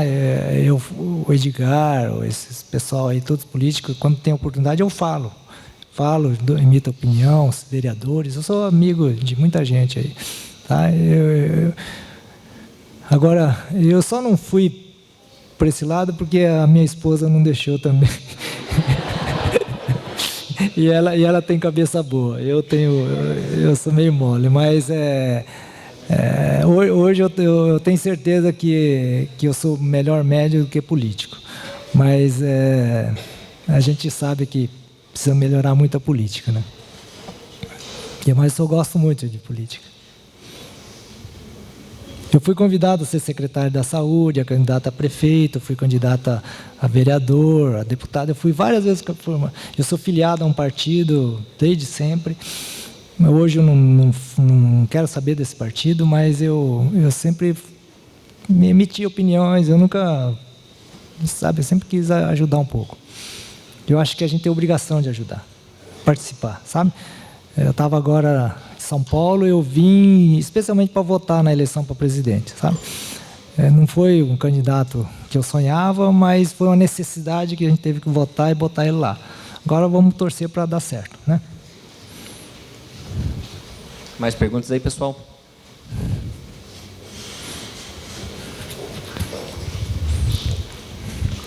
Boa noite, doutor. Boa noite. Seu nome? Juliana. Juliana, o que você faz, Juliana? Oi? O que você faz? Eu sou funcionária pública e estudante de técnico administrativo do CEP. Olha, legal. Então, doutor, eu gostaria de saber, assim, na sua visão, pelo que o senhor falou para nós, explicou assim, o segredo da empresa, da gastroclínica ou de outra empresa, durante, assim, sobre o tema de liderança, seria, então, ser um líder colaborativo, humanista, assim, nessa área mais humanista, seria esse segredo, manter o funcionário como seu capital da empresa, também valorizando ele? Hoje eu tenho uma percepção muito clara que o funcionário comprometido é a essência da sua empresa, tá? Ele tem que entender a sua filosofia. Eu fui educado para ser médico e eu ser agricultor e depois médico, tá? Depois eu fui criado. Eu nunca fui criado para ser administrador, para ser tal. Então eu peco muito com os meus funcionários assim, porque às vezes eu sou muito enérgico, sou muito cobrativo, eu sou muito rígido assim nas coisas certas, sabe? E às vezes os funcionários que começam comigo, eles ficam espantados, eu tenho fama assim de ser muito rígido e tal. Mas com o tempo, essas pessoas veem que eu não sou isso e começam a entender. Essas pessoas que entram na filosofia de fazer o certo, fazer para o próximo, querer o resultado com o próximo, eles passam a fazer as coisas e a buscar cada vez melhor. Tá? E hoje, eu, por exemplo, uma pessoa que faz uma falha, eu jamais vou mandar embora, não, eu vou corrigir aquela falha. Essa é a minha filosofia. E os funcionários, 80%, 90% dos meus funcionários que ficam muito tempo, eles já sabem disso. E hoje eles têm orgulho, prazer de estar trabalhando com a gente, e o mesmo eu tenho com eles, sabe? E a mudança minha como pessoa, relacionamento, quem me ensinou foi meus funcionários. Eu não aprendi de líderes e de coisas. Eu aprendi nas bases, sabe? Hoje eu me relaciono com alguns funcionários assim que são meus, assim, eu peço conselho para eles. Eles me ensinam, eles me orientam a resolver conflitos. Isso é muito legal. Quando você tem essa proximidade com certos funcionários, com certos líderes, e eles vão te ajudar. Tá? Eu acho que a gente, né, desde que você jogue honesto, você não seja maldoso, você queira o bem da pessoa. Tá? Isso que você tem que buscar.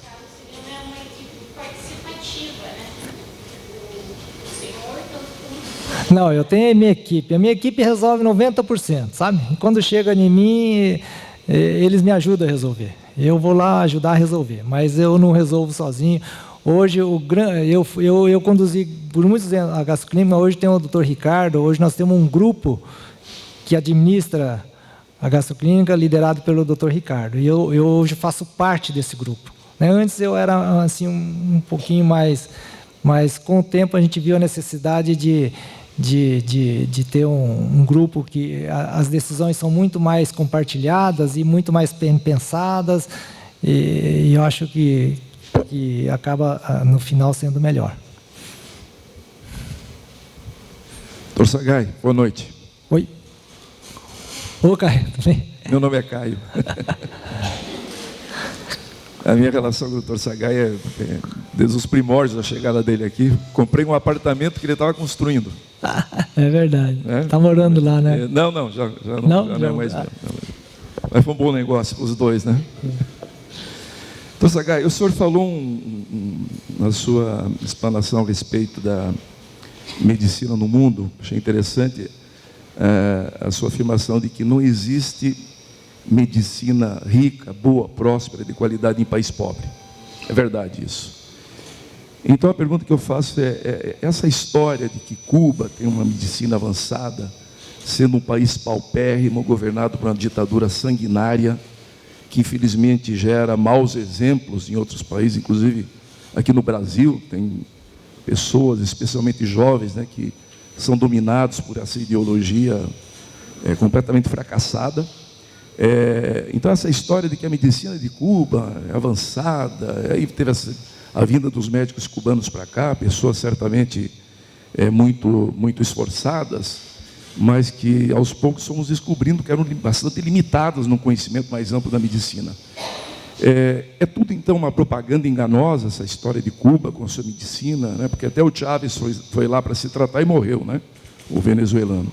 Queria a sua opinião a respeito disso.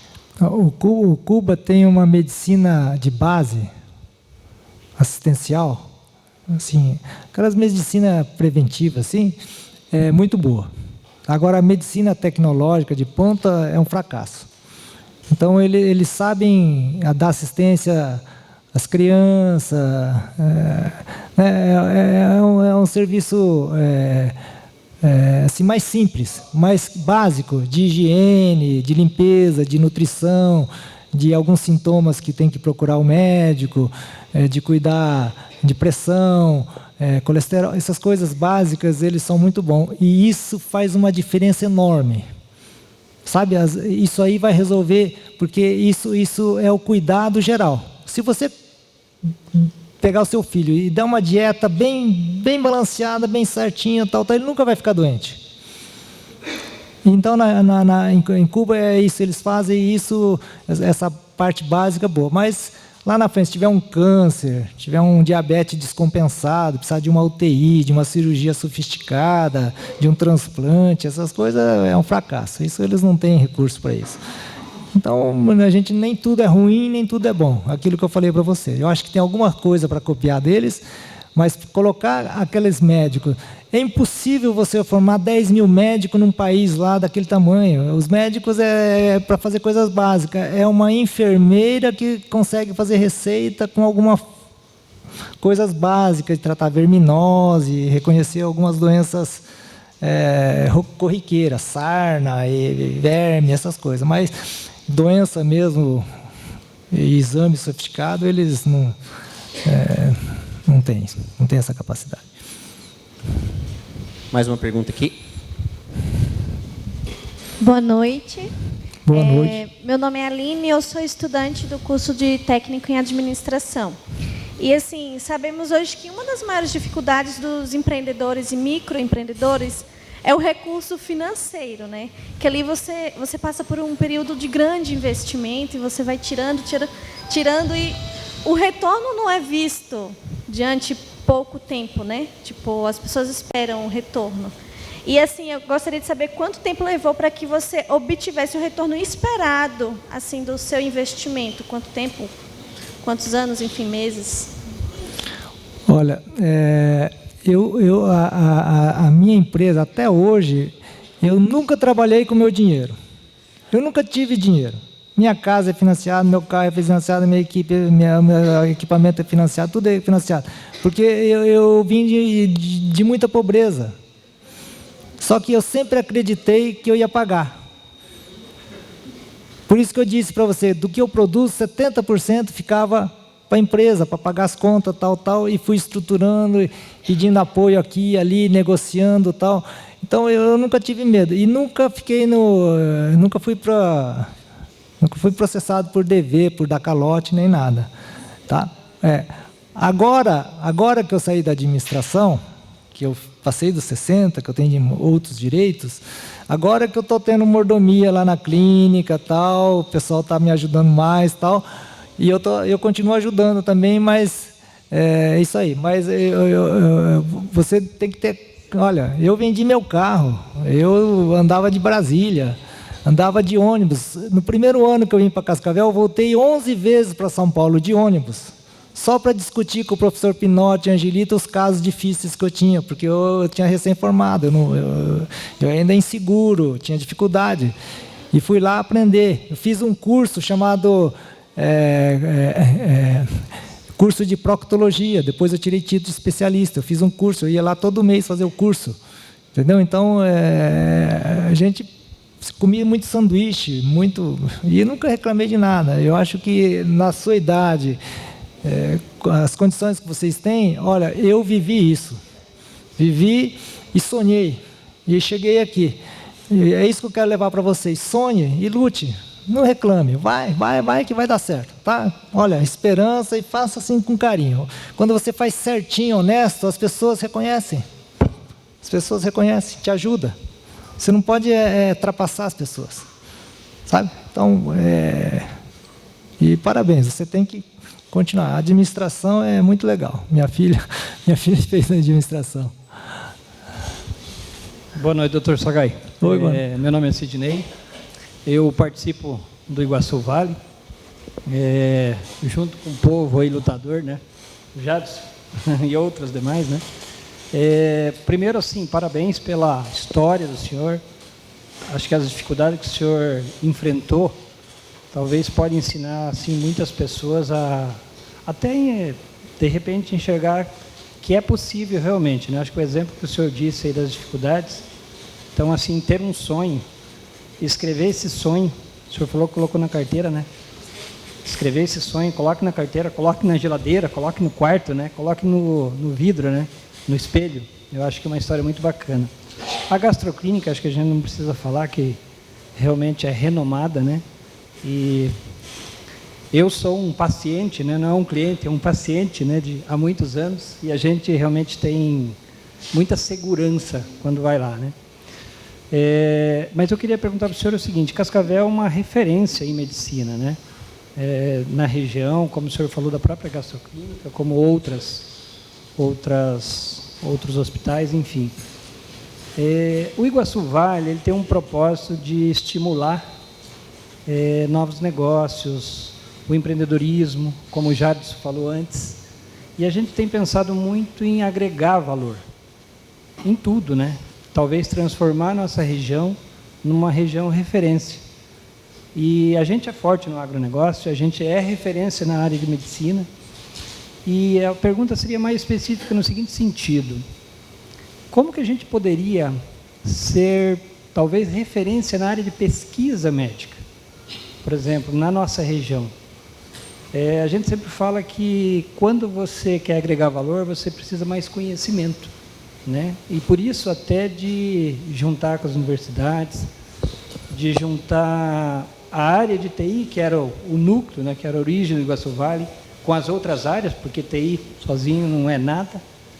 Mas como que o senhor vê assim que seria possível a gente talvez ser uma referência em transformar de repente na área de pesquisa? Tem tanta coisa a ser pesquisada na área da medicina e tem tantos centros no mundo inteiro, no próprio Brasil, mas Cascavel, vale a pena ter um sonho de repente transformar Cascavel ou transformar a região oeste? Olha, esse sonho que você está falando, eu sempre tive também. eu estou na universidade, nas duas universidades, e o que falta é incentivo para as universidades, porque o grande foco, o grande centro de pesquisa são as universidades, onde estão os intelectuais e a massa de aprendiz que tem fome por isso, né? Mas, se depender do governo, essas coisas, é difícil. Lá na gastroclínica, nós criamos agora o Centro de Ensino e Pesquisa. Nós criamos técnicas cirúrgicas. Quando eu fui estudar endometriose, que não existia tal, eu descobri um americano que fazia uma cirurgia do reto. Ele tirava nódulo ali da vagina, do útero, pela vagina. Eu falei assim, se ele tira nódulo do útero, da vagina, pela vagina, por que eu não tiro o intestino? Aí eu tirei o intestino, eu sou um dos primeiros do mundo a tirar o intestino pela vagina. Aí criou-se um NOTES. Só que eu apresentei esse caso em Las Vegas e um indiano roubou minha fita. Eu levei um... E depois, dali uns 2 anos, começou a apresentar um monte de NOTES e tal. Eu fiz minha parte. Eu lancei a ideia, hoje o mundo faz NOTES, acesso, tá? A gente faz todos os exames lá da gastroclínica e cirurgia, a gente grava e com chance de rever e tal.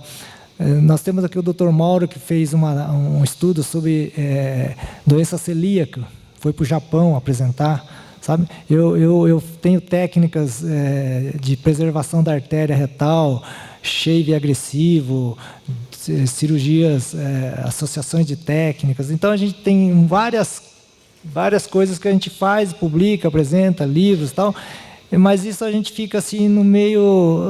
O meio médico é um meio assim que aquilo não vira negócio, dinheiro, ele vira ideias, soluções assim para tratamento, e você tem a obrigação de oferecer isso e não cobrar, né? Mas eu tive a ideia também de criar equipamentos. Um dos meus grandes sonhos era criar um equipamento que fosse usado no mundo inteiro e eu ficar rico. Então eu criei um dispositivo para fazer essa cirurgia pela vagina, que chama trocáter vaginal. Só que eu nunca consegui levar isso à frente. Eu fui para os Estados Unidos, na Eticon, fui para Porto Alegre, fui para o HC de São Paulo, fui para várias empresas, fui para o Astos de São Paulo, levar essa ideia, não consegui desenvolver esse aparelho, que eu acho que é uma das soluções assim. Mas hoje já está criando esse portal único, que é um dispositivo que você coloca e entra pinças e entra o robô e opera lá dentro. Mas isso eu já pensava há 15 anos atrás. Sabe? Só que se eu tivesse tempo, eu não precisasse de trabalhar para sustentar a minha empresa, sustentar a minha família, pagar equipamentos e tal, eu com certeza eu ia dedicar mais à parte de criação, porque eu tenho muitas ideias assim que eu ia criar mais publicações e tal. Mas eu estou passando essas ideias para os mais jovens e quem sabe um ou outro deles consiga pegar essa ideia e desenvolver. E sabendo, né, a gente também podia buscar parceria com as empresas. Eu sei que teria empresa que poderia colaborar, mas o médico é uma empresa, eu sou uma máquina, então eu tenho que trabalhar. Eu não posso sair da gastroclínica e ir lá falar com você, falar com a Pavel, falar com tal, porque aí a minha empresa para. Então a gente é preso, e aí o problema é tempo. O Jadson queria falar comigo várias vezes, eu não pude sair, porque eu tinha cirurgia, tinha consulta.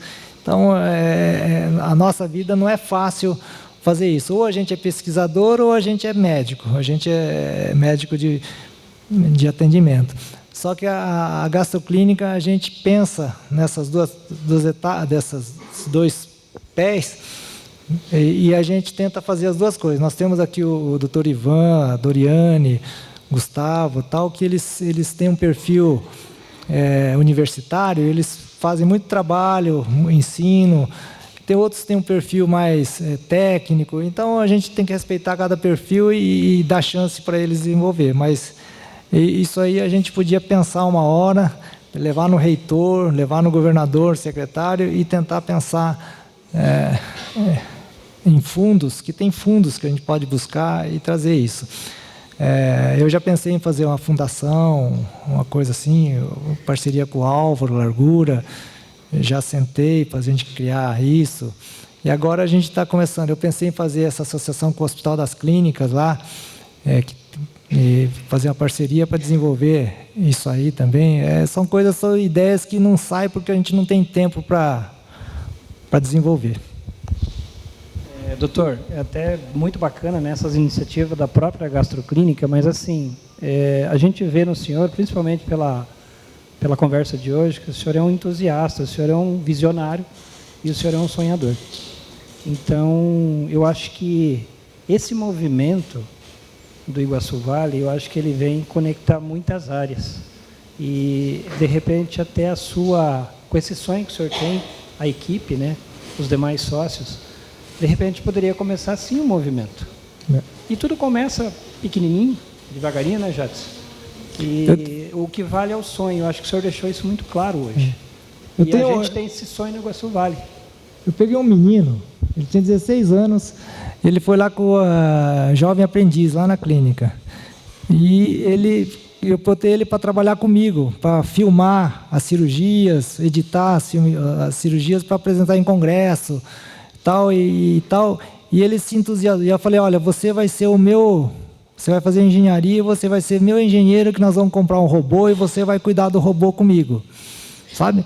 E fui fazendo a cabeça dele, ele virou engenheiro na FAG, e aí o sonho dele era desenvolver um aparelho como tese de TCC dele.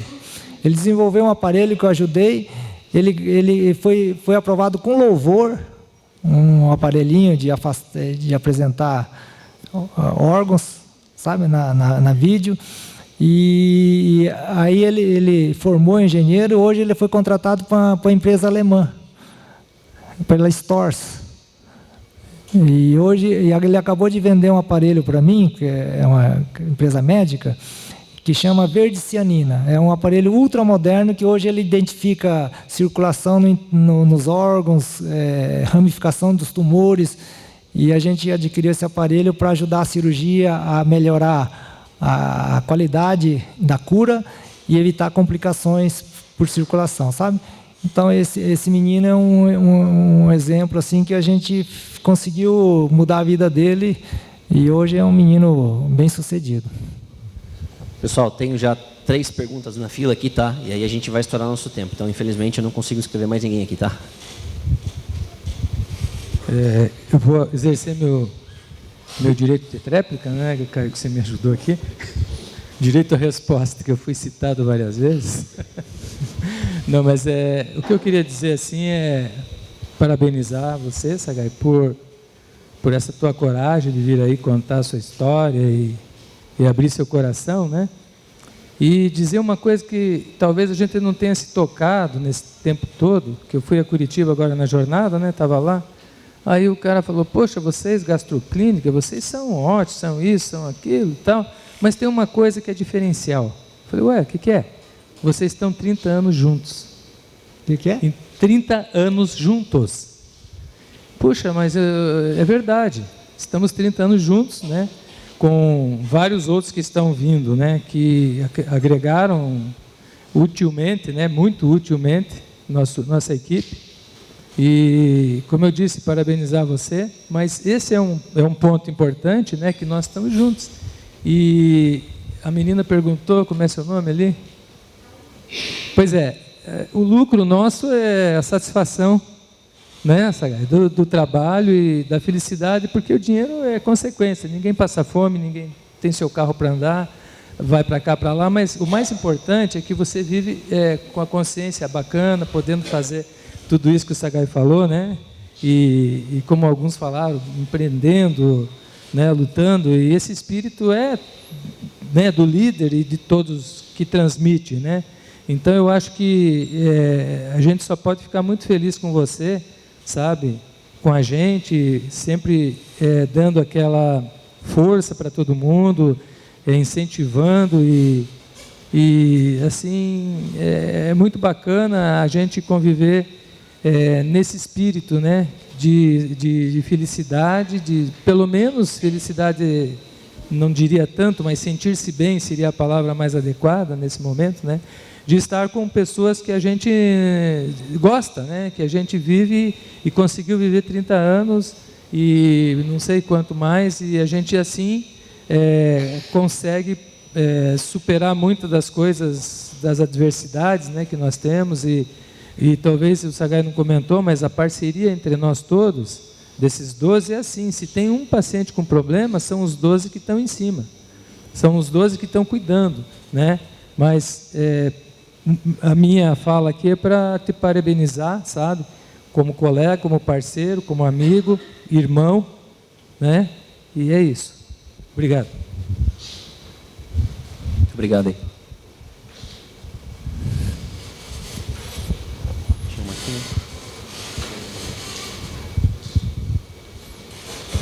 Então, nós também, do Núcleo dos Ostomizados, queremos agradecer por o senhor ser o fundador do Núcleo, né?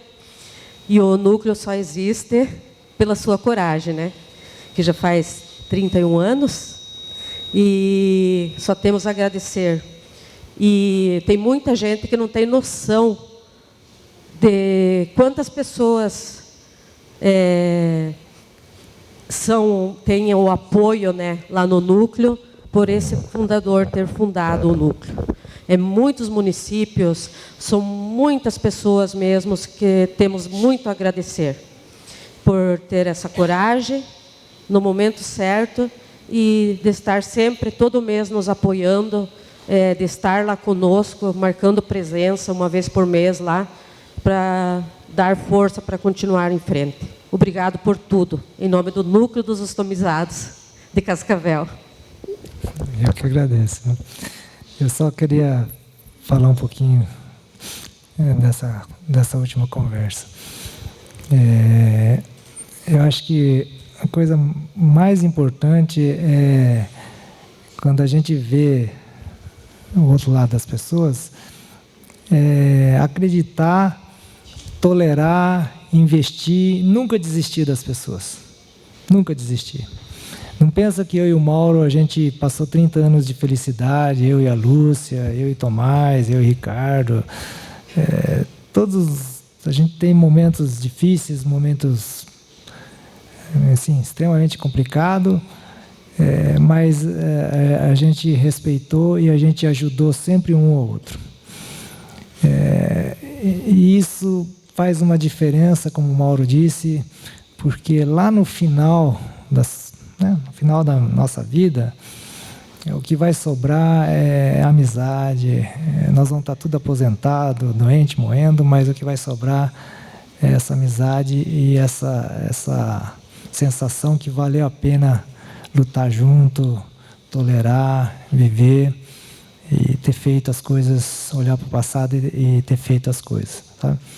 E eu só tenho a agradecer ao Mauro, a Lúcia, a todos os colaboradores. Eu fiz o agradecimento no começo aqui, porque eu sabia que no final eu ia esquecer de muitos agradecimentos, então eu já fiz aqui, porque, sem dúvida, essas pessoas que estão me colocando aqui, sabe?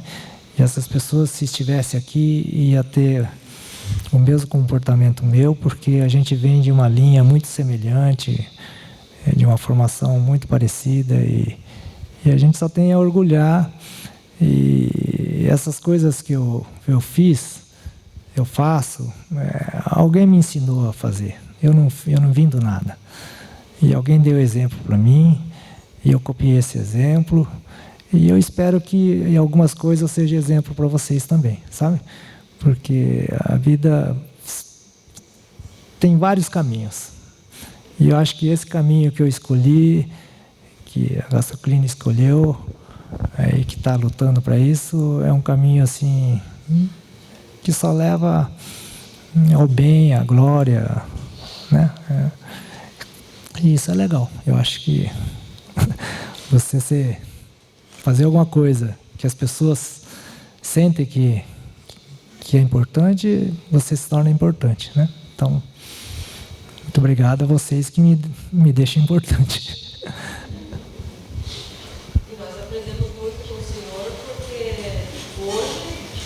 Nós trabalhamos como voluntárias no Núcleo, vendo como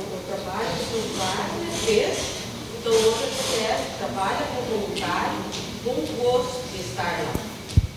Então, aprendemos, porque a gente pode aprender. Alguém nos ensinou as coisas. Olha, vocês são pessoas, assim, maravilhosas. A única coisa que vocês estão fazendo é demonstrando o que vocês são capazes. A única coisa que eu fiz é que existe um local, tem pessoas que necessitam e pessoas que ajudam. E quem ajuda essas pessoas não é o Dr. Sagai, são vocês. Como que chama? A Jéssica, né? Como que chama? A Jéssica, uma moça de 26 anos, está fazendo aniversário hoje. Ela, há 4 meses, não sei se você sabe, a ostomia usa a bolsinha aqui para fazer cocô, fazer xixi e tal. E imagina uma moça de 26 anos, ela é casada, até acho que tem uma filha, e está vivendo esse drama. Ela chegou assim, lá na associação, assim, uma morta andando. Uma pessoa totalmente, sim, sem vida, assim, emocional. E olha onde ela está hoje. Graças a vocês, não é eu. É vocês que recuperaram essa moça linda, bonita, capacitada. E a gente tem a nossa presidente, que é a Wilce, que ela ficou ostomizada desde 16 anos. Agora ela está com esses 30 anos. Ela que é a presidente, ela que é a referência para todos. Né? Então a gente só dá oportunidade para vocês demonstrar quem vocês é. Como meu pai, meu avô, meus professores, meus amigos, meus parceiros me deram essa oportunidade para mostrar o que eu sou. E eu faço o que eu sou, com muita espontaneidade, com muita vontade, com muita honestidade, com muita firmeza, sabe? Com muita dedicação, é isso. Então, é oportunidade e no caminho certo. Eu falei que o meu filho chama Massaro, o meu primo chama Massaro, e o meu filho chama Massaro. Massaro significa vitória, vencedor, tá? E o meu nome é Etsuo, em japonês, é andar em linha reta. Tá? A minha filha chama Celisa, C de céu, Isa de vontade. A minha filha é uma vontade do céu.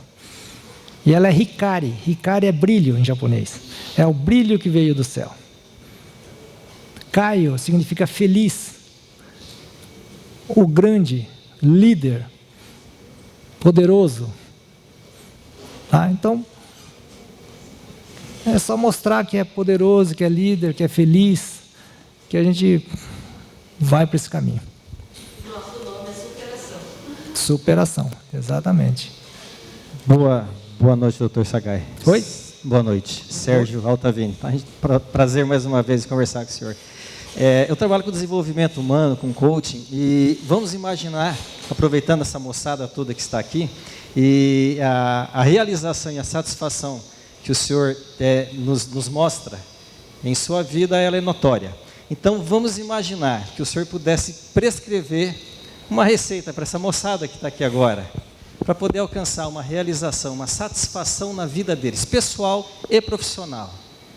Como que o senhor faria uma receita dessa? Uma receita rápida e fácil. Você sabe que eu pensei muito assim, e vem tantas coisas que acaba, mas 3 coisas que eu quero falar para vocês. Shinbo, Gambare e Ichiban. Esse é o que eu queria deixar para vocês.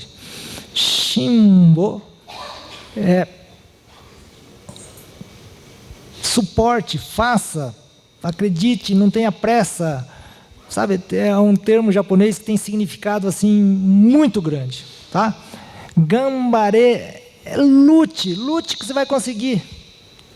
Ichiban é tudo que é bom, é primeiro, é o top, correto. Ichi é 1. Ban é posição número 1. Então, essa é a mensagem que eu queria deixar para vocês, tá? Nunca desista das pessoas, de todo o seu sonho, da sua família, da sua querida, do seu querido, sabe? Não desista. Essa pessoa um dia vai te trazer coisas muito boas. Faça o bem para essa pessoa. Por mais que tem momentos que você acha que ela é ruim, você faça o bem para ela, que ela vai te retornar. Ela vai te dar em dobro o que você deu. Se você deu maldade, você vai receber em dobro. Mas se você deu coisa boa, pode ter certeza que você vai receber em dobro. Tá? Então, Ichiban, Gambare, Shimbo, suporte, perdoe, aceite, lute. Muito bom, muito legal. Pessoal, só agradecendo então aqui a SIC, que nos cede o espaço aqui, nos suporta aqui. Todo o movimento do Iguaçu Vale só existe porque a SIC nos dá esse suporte. Ao Cicobi, que é o nosso patrocinador aqui também. E se alguém quiser se envolver mais com o Iguaçu Vale, todas as quintas-feiras pela manhã, a partir das 8 horas, aqui na SIC nós nos encontramos para fazer o ecossistema aqui de fomento ao empreendedorismo e inovação. E todo último sábado do mês nós temos um encontro de startups com as empresas já estabelecidas, que funciona aqui no ASIC Labs. O ASIC Labs é um espaço que tem aqui na SIC, no segundo andar, onde é um espaço dedicado à inovação de empresas já estabelecidas e de startups. Empresas âncora, como a Gastroclínica, a Unimed, outras empresas podem participar também, fazendo essa conexão com as universidades, centros de pesquisa e com elementos de inovação. Toda segunda terça-feira do mês nós fazemos um seminário como esse aqui, vocês também são nossos convidados. Vocês podem ficar sabendo da programação em iguaçuvale.com.br. Então, só queria deixar aqui então uma grande salva de palmas ao Dr. Sagai.